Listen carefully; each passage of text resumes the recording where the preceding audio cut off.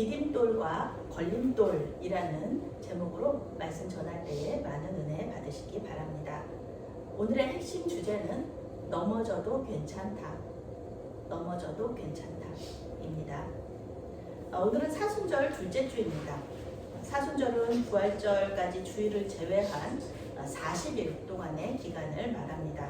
올해 2025년의 사순절은 3월 5일 수요일부터 시작하여서요 4월 19일에 끝이 나게 됩니다.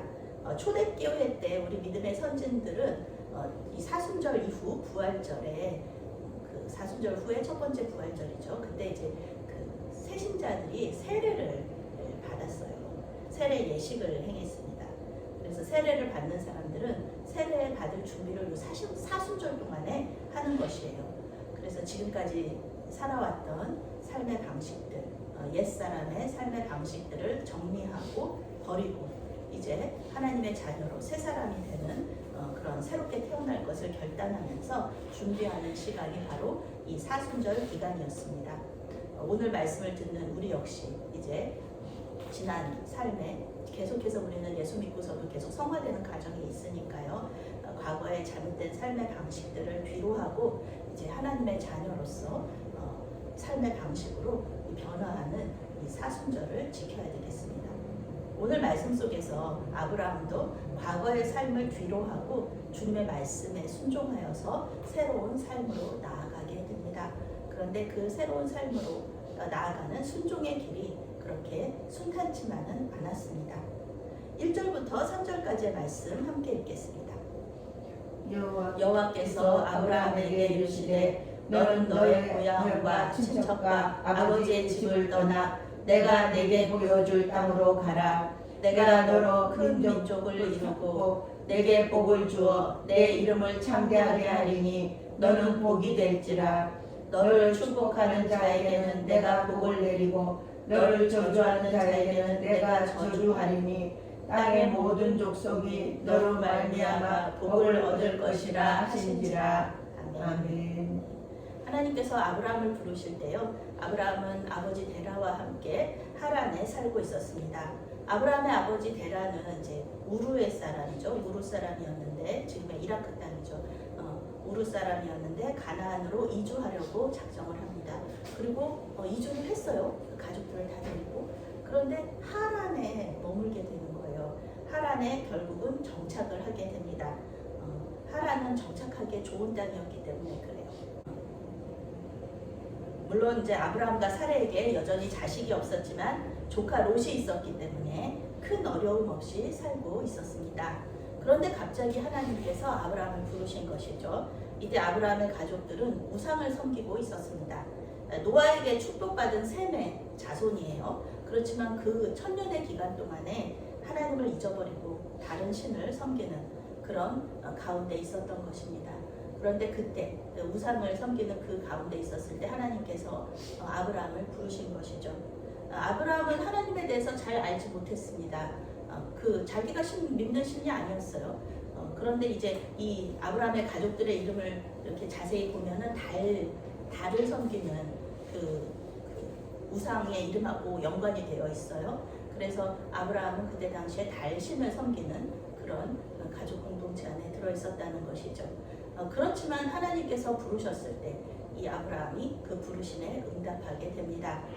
하나님은 아브라함에게 너는 너의 고향과 친척과 아버지의 집을 떠나서 내가 내게 보여줄 땅으로 가라 이렇게 말씀하십니다. 이사를 가거나 이민을 가는 것이 지금도 결정하는 것이 그렇게 쉬운 일은 아닙니다. 이사와 이민을 놓고서도 많이 기도하면서 분별하는 그런 분들이 많으세요. 그런데 하나님은 어딘지도 모르는 곳으로 이사를 가라고 말씀하시는 거예요. 내가 내게 보여줄 땅, 이것은 아직 보여주시지 않았다는 것이잖아요. 물론 우리는 알죠. 그 땅이 어딘지. 그 땅은 이 아버지 그 데라가 가고자 했던 가나안 땅이었죠. 우리는 알았지만 아브라함은 몰랐다는 것입니다. 그런데 아브라함은 하나님의 말씀을 따라서요, 그 땅을 따라서 그 땅을 하나님께서 보여주실 그 땅을 소망하면서 떠나게 됩니다. 제가 메아리 교회에 부임하기 전에 그 2년 동안 미파로 있었잖아요. 그런데 이 8월부터 제가 11월에 부임을 하게 되는데 8월부터 하나님께서 계속 미진아 이제 움직여라 그러는 계속 소망과 충동이 일어난 거예요. 오라는 교회가 없었어요. 그 당시에 오라고 그러는 교회가 없는 상태에서 그 마음에 계속 충동이 있으니까 그럼 뭐라도 해야겠다, 움직여야겠다 생각을 한 게 이제 저는 개척을 준비하게 됩니다. 감리교는 개척하는 것이 쉽지가 않아요.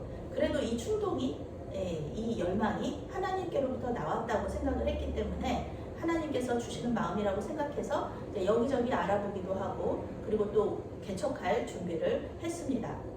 그런데 결국 개척은 하지 못했어요. 그 가운데 하나님께서 메아리 교회로 인도하셔서 메아리 교회 담임 목사로 사역을 하게 되었기 때문입니다.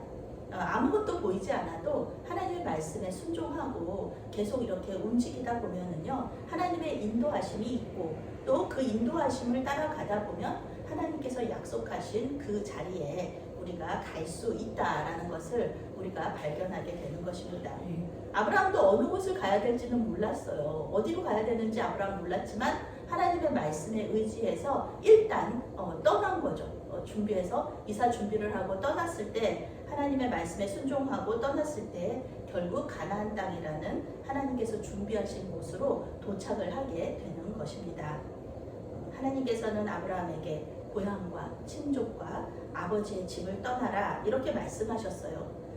지금은 이 땅과 이 가족과 지금까지 믿고 의지하던 이 아버지의 집을 떠난다는 것이 굉장히 쉽지 않은 일이었어요. 그런데 하나님께서는 그냥 아무 대책도 없이 그저 그것을 이렇게 다 가져오시는 분, 어떻게 생각하면 다 빼앗는 분, 다 달라 이렇게 하시는 분, 그런 분이 전혀 아니라는 것을 우리는 지금까지의 삶의 경험을 통하여서 우리 믿음의 고백을 통하여서 알 수 있는 것이죠. 하나님은 그저 뺏는 분이 아니시잖아요. 하나님께서는 더 좋은 것을 준비하고 계셨다는 것이에요. 가져가시는 대신 더 좋은 것을 주시는 분이 바로 하나님이십니다. 하나님은 땅과 친족과 또 의지할 어떤 그런 분들, 사람들 그 대신에 다른 것들을 준비하세요. 다른 것들, 하란 땅 대신에 가나안 땅을 준비하시고요.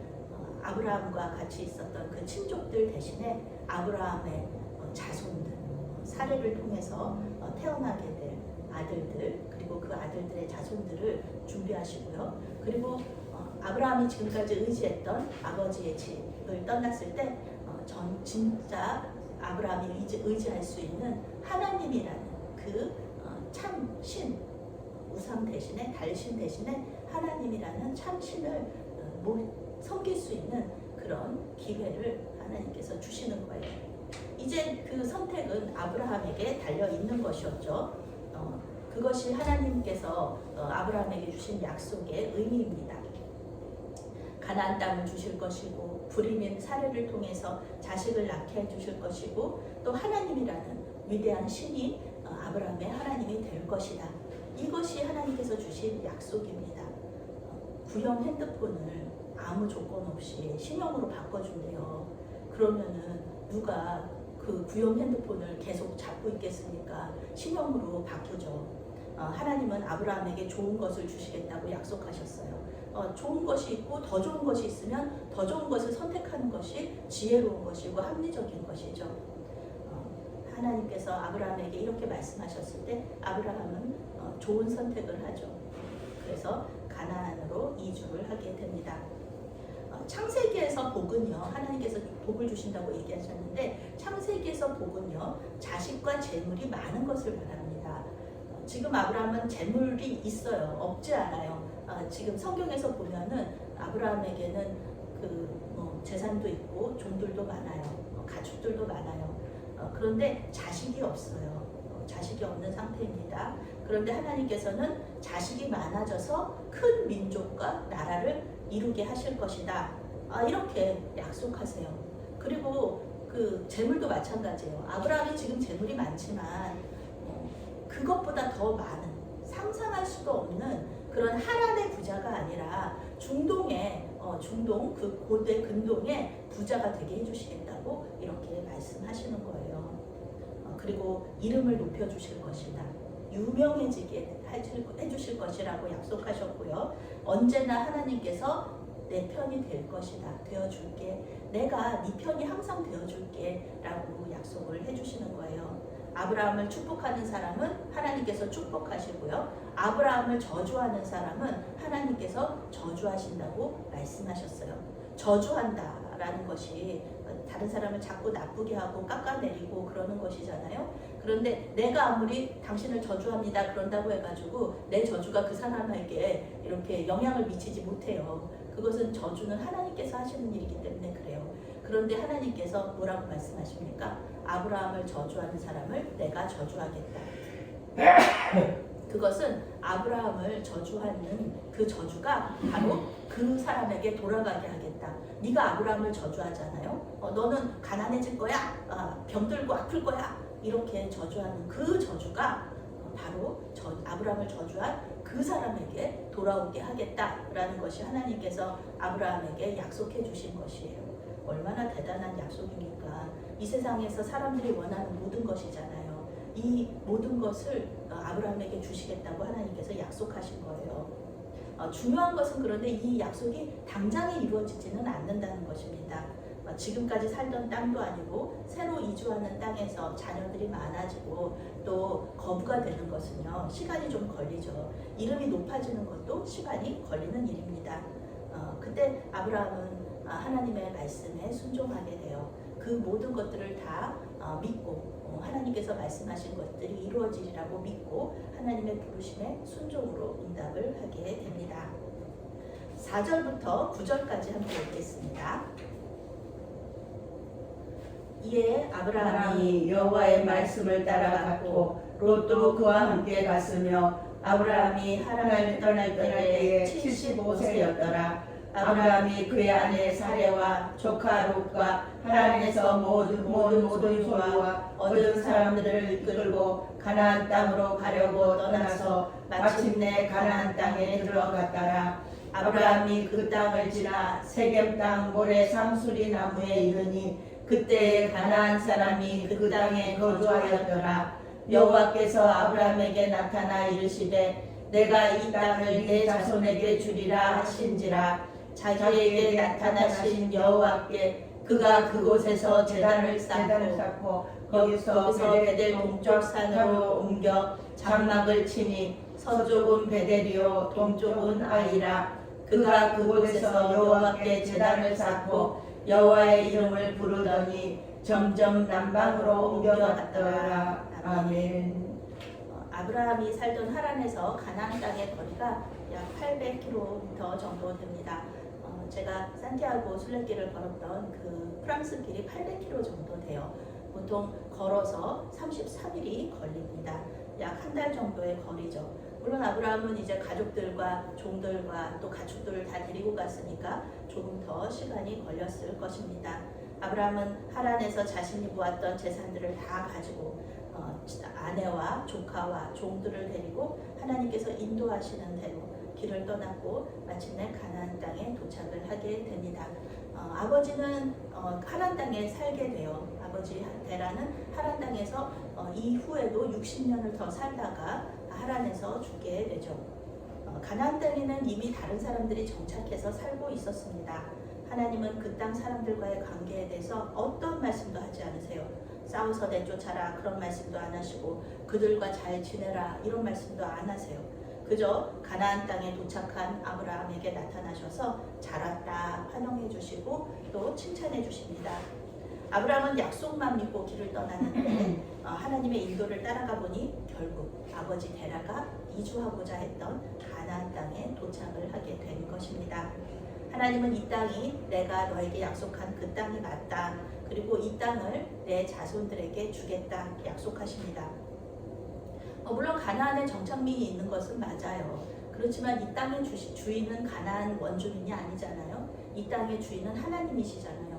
그러니까 하나님께서 주고 싶은 사람들한테 주실 수 있는 것이죠. 땅 주인 마음대로잖아요. 아브라함은 그 말씀을 믿고 하나님께 감사의 예배를 드리게 됩니다. 아직 자손이 한 명도 없고요. 땅도 한 평도 없어요. 그렇게 아무것도 소유하지 못한 상태에서 감사의 예배를 드린다. 이것 자체가 굉장한 믿음이죠. 믿음은 바라는 것들의 실상이잖아요. 아직은 없어요. 자녀도 없고요. 땅도 한 평도 없어요. 그렇지만 앞으로 나는 자손도 많아질 것이고 이 자손이 많아져서 나라를 세우게 될 것이고 그리고 이 땅도 나와 내 자손들의 땅이 될 것이다라고 이 소망을 가지는 것이죠. 물론 아브라함은 지금 되게 작은 소망이에요. 하나님께서 생각하시는 비전, 하나님께서 생각하시는 나라는 아브라함의 후손으로 오실 예수님을 통해서 이루어지게 될 전 우주적인 교회 공동체, 그 하나님 나라를 말씀하고 계시지만 아브라함은 아직까지 거기까지는 생각하지 못하고 그저 자기 자손을 통하여서 이렇게 세워지게 될 이스라엘 나라만을 생각하게 되는 것이죠.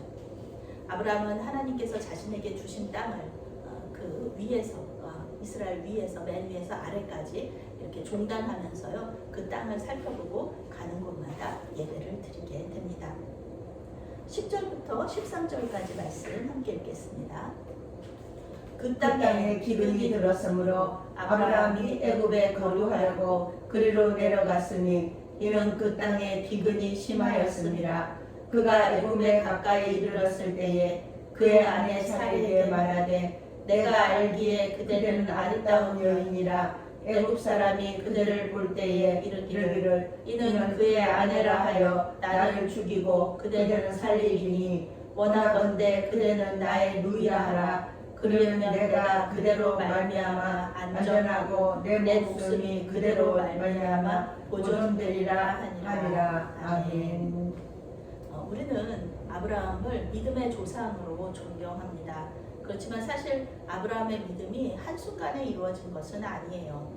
아브라함은 믿음의 시험과 연단을 계속해서 받게 됩니다. 하나님께서 약속하신 두 가지 가장 큰 복이 이제 땅과 자손의 복인데요. 이 두 복이 한꺼번에 시험에 들게 되고요. 이 복을 통하여서 아브라함의 믿음이 흔들리는 그런 일이 일어나게 됩니다. 예수님께서 공생애를 시작하실 때 세례를 받으시고 성령에 이끌려서 광야에서 사단에게 시험을 받게 되거든요. 마귀에게 세 가지 시험을 받으시고 그 시험을 이기신 후에 하나님의 구원 사역을 시작하시게 됩니다. 예수님은 마귀의 세 가지 시험을 모두 말씀으로 물리치세요. 그런데 우리에게 주시는 하나님께서 허락하신 그 시험을요 100% 우리가 이길 수가 없습니다. 우리는 눈앞에 있는 문제들이 하나님의 약속보다 더 크게 느껴져서요 우리는 넘어질 때가 많은 것입니다. 아브라함도 마찬가지였죠. 하나님의 약속과 능력을 의심할 수밖에 없는 그런 상황에 처하게 됩니다. 하란 땅을 떠나라는 시험에는 합격을 했어요. 그래서 하나님께 칭찬도 받고요. 또 복을 주실 것이라는 약속도 받고요. 그런데 이 가나안 땅에 기근이 들기 시작하면서 이 땅과 자손에 대한 약속을 의심하는 믿음이 흔들리는 이런 계기가 있게 되는 것입니다. 아브라함은 가나안 땅을 모두 살펴봤어요. 그런데 이게 하나님께서 주신 땅인데 하나님께서 하란 땅 대신에 주신 땅인데 이게 하란 땅보다 그렇게 좋지가 않아요. 이 가나안 땅이 하란 땅에 비하면은 그렇게 비옥한 땅이 아니에요. 우선 가나안 땅에는 물이 부족합니다. 하란 땅에는 티그리스 유프라테스 강이 흘러요. 그래서 사람들이 살기도 좋고요. 그리고 농사도 잘 되고 짐승들도 당연히 잘 살 수 있는 그런 곳이에요. 그런데 가나안 땅에는요 갈릴리 호수랑 요단강밖에는 없어요. 그러니까 사해가 있지만 거기는 사람이 먹을 수 없는 물이고 보니까 이게 하란 땅하고 비교해서 그렇게 좋지가 않아요. 그러니까 이 아브라함이 종단을 했는데 이게 왜 하나님께서 이 땅을 좋은 땅이라고 말씀하셨지? 이렇게 생각하게 되는 거예요. 물론 우리는 알고 있습니다. 가나안 땅은 하나님께 의지하면서 살아갈 수밖에 없는 그런 땅입니다. 가만히 있어도 이렇게 그 농사가 잘 되는 그런 땅이 아니라 계속 하나님께 기도하면서 하나님과 깊은 교제를 나누는 가운데 이 땅을 계속해서 경작하면서 이 땅이 젖과 꿀이 흐르는 땅이 되는 것이기 때문에요. 이 가나안 땅은 하나님과의 관계를 생각하면 좋은 땅인데 이 세상에서 생각하는 그런 성공을 위해서는 그렇게 좋은 땅이 아니라는 것입니다. 지금은 과학이 발달해서요 관계 시설이 잘 돼 있어요. 그래서 농사를 비가 안 와도 농사를 지을 수가 있지만 그때 당시에는 아브라함 시대나 그 이후에 구약 시대에는 비에 의존할 수밖에 없는 거예요. 비가 오지 않으면 농사를 망치고요. 또 사람과 짐승이 살 수 없는 상태가 됩니다. 영어 성경에는요, 이 땅에 기근이 들었다는 이 말을요, 이렇게 번역해요. 농사가 안 되어서 먹을 것이 없었다. 먹을 것이 없는 거예요. 먹을 것이 없는데 어떻게 하겠어요? 하나님께서 좋은 땅이라고 주셨는데 결과는 물이 부족해서 비가 안 오면 농사가 안 되는 그런 척박한 땅이라. 이것을 감사로 받으라. 이것은 감사로 받기가 참 힘든 것이죠. 아브라함의 믿음은 흔들리기 시작합니다. 결국 아브라함은 가나안 땅을 떠나서요 풍요로운 애굽으로 이주하기로 결정을 합니다. 애굽에는 나일강이 흘러요. 그래서 아주 풍요로운 땅이죠. 한번 시험에 들기 시작하자 아브라함의 믿음은 계속해서 흔들립니다. 하나님께서는 생명의 주인이시고 또 아직 아브라함한테는 자손이 없잖아요. 하나님께서 분명히 약속하셨는데 아브라함을 통하여서 사례를 통하여서 자식을 주시겠다고 그렇게 계속 말씀을 하시고 계시는데 이 아브라함이 자기 죽을까봐 두려워지는 거예요. 애굽으로 내려가면서. 애굽에는 그때 당시에도 왕국이 있었다는 거잖아요. 그런데 바로 그 왕이 이 아내를 뺏어갈까봐 아내를 데려가고 자기는 죽일까봐 걱정이 되는 거예요. 자기 죽음에 대한 두려움이 엄습하는 거예요. 당연히 죽지 않아야 돼요. 왜냐하면은 아브라함은 아직 자손이 없잖아요. 한 명도 없잖아요. 하나님께서 자손 주시겠다고 약속하셨는데 자손이 지금 없는 상태인데 죽음을 두려워할 필요가 없거든요.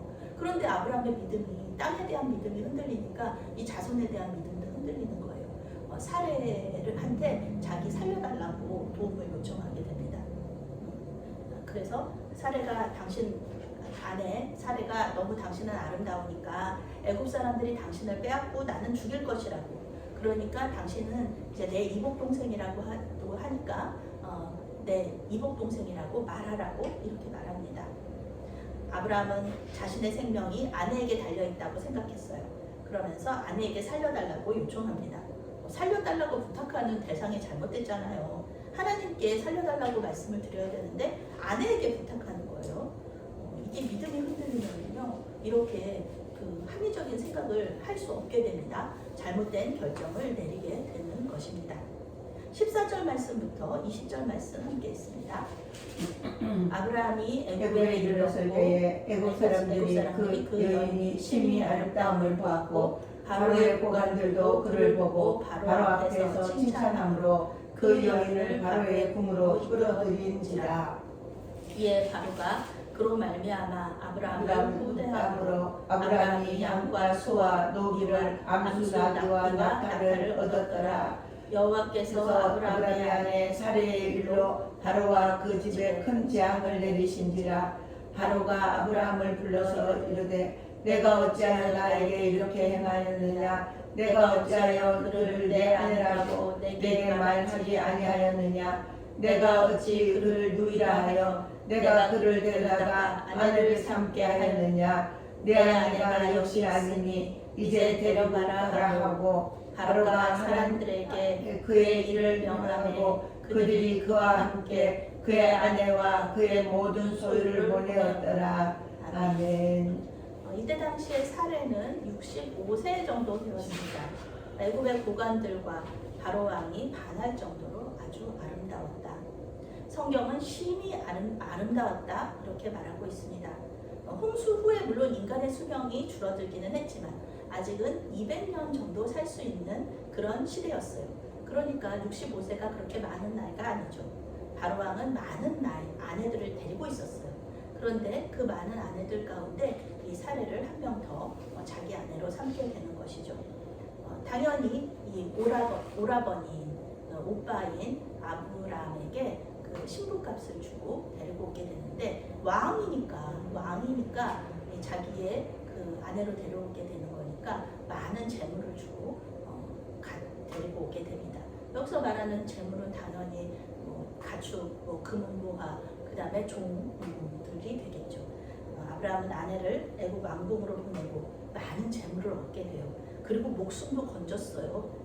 그런데요, 전혀 안정감이나 평안함을 누릴 수가 없는 거예요. 자기가 아내를 그렇게 보낸 거는 자기 목숨 살리자고 그런 거잖아요. 그런데 전혀 그것이 자기 마음에 편안함이 없는 겁니다. 잘못된 곳에서 안정과 평화를 찾을 때 이런 마음의 불안함이 있는 것이죠. 결국 하나님께서 개입하심으로 이 어려운 상황이 해결이 됩니다. 하나님께서 바로왕과 그 집에 큰 재앙을 내리셨어요. 물론 그 큰 재앙이 무엇인지 성경은 자세히 말해주지 않지만 원어적인 의미로는 이제 피부병이다. 그런 의미가 이 원어 재앙 속에 들어있거든요. 바로는 이 모든 일의 원인, 자기와 자기 가족들이 전부 다 이 재앙을 당한 그 모든 일의 원인이 바로 아브라함의 아내 사레를 자기 아내로 취한 것 때문이라는 것을 알게 됩니다.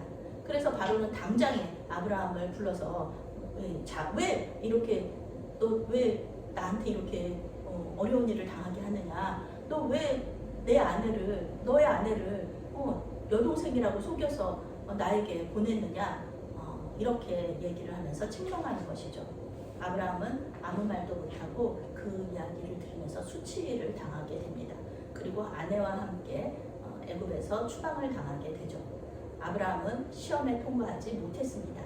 그렇지만 이 넘어짐을 통해서 하나님의 약속에 대해서 깊이 성찰하고요. 하나님의 관계가 더 깊어지는 그런 계기가 됩니다.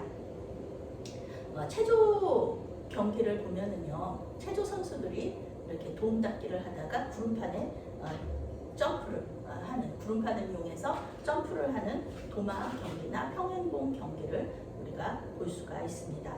특히 도마 경기는요, 그 선수들이 20m를 도움닫기를 하고요, 구름판을 이용해서 점프를 한 후에 손으로 띵트를 뛰어서 넘는 그런 경기죠. 구름판이 있어서 선수들은 쉽게 점프를 하여서 멀리 뛰거나 또 높이 뛸 수 있습니다.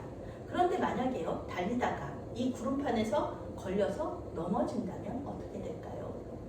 구름판이 이 걸림돌이 되어서요, 그 선수는 부상을 당하거나 다시 경기를 치를 수 없는 그런 상황에 들어가게 될 수도 있습니다. 시험은요, 이런 구름판과 같습니다. 걸림돌이 되어서 넘어질 수도 있고요, 또 디딤돌이 되어서 우리의 믿음이 성장하는 계기가 될 수도 있습니다. 사도 바울은 고린도 교회에 보내는 편지에서 선줄로 생각하는 자는 넘어질까 조심하라 이렇게 권면합니다. 그런데 오늘 성경은요, 우리가 시험에 걸려서 넘어졌다고 해서 낙심하거나 실망하지 말아라 이렇게 말하고 있습니다. 시험에 걸려서 넘어져도 하나님께서는 우리의 삶에 개입하셔서 그 문제를 해결해 주심으로써 우리의 믿음이 낙심하지 않고 성장하도록 도와주시기 때문에 그렇습니다. 아브라함은 땅과 자손에 대한 하나님의 약속을 의심하면서요, 이번 시험에 통과하지 못했습니다. 그런데 그 과정 속에서 하나님의 약속을 확신하는 은혜를 받게 되었습니다. 그러니 여러분, 시험에 통과하지 못하고 넘어졌다고 해서 낙심하지 마시고요. 그리고 넘어질까 두려워하지 마십시오. 하나님께서 살아 계십니다. 그분의 약속을 의심한다고 해서 하나님께서 우리를 버리지 않으십니다. 하나님은 신실하신 분으로 우리의 어떠함과 상관없이 약속을 지키시는 분이시라는 것을 믿으시기 바랍니다. 이 사순절에 주님께서 우리에게 약속하신 것들을 기억하고 분명히 이루어질 것을 믿음으로써 결국에는 승리하시는 저와 여러분이 되시기를 바라겠습니다. 아멘. 사랑의 하나님, 주님의 약속을 믿지 못했던 것을 용서하여 주시옵소서. 주님께서 주신 것들을 감사로 받지 못하고 의심했던 것을 용서하여 주시옵소서. 주님께서 허락하신 시험을 통해 넘어져도 다시 일어나게 하시고 믿음이 성숙되는 기회가 되게 하여 주시옵소서. 예수님의 이름으로 감사하며 기도했사옵나이다. 아멘. 아멘.